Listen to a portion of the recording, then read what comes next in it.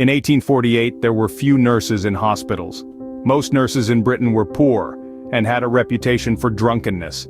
They had very little training. Hospitals themselves were often insanitary, and diseases spread quickly within them. The Crimean War broke out in October 1853.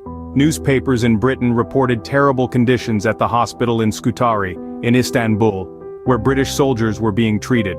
The hospital was dirty, there were few medical supplies and no nurses, and the injured soldiers had little access to adequate food and clean water.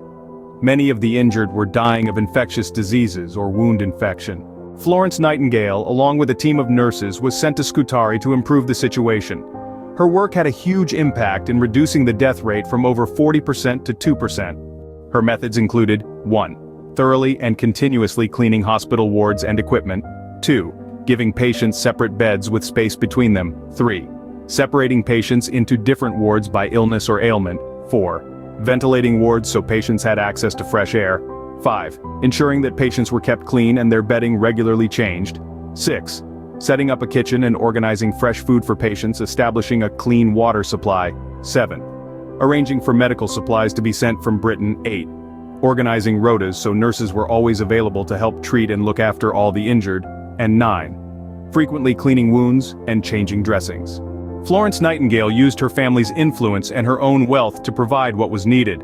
Her success at Scutari was widely reported in Britain. This gave her huge influence and publicity, which meant that her methods began to be copied and her books, the first was published in 1859, were widely read. This helped change attitudes so that people began to see that changes in hospitals could improve medical care.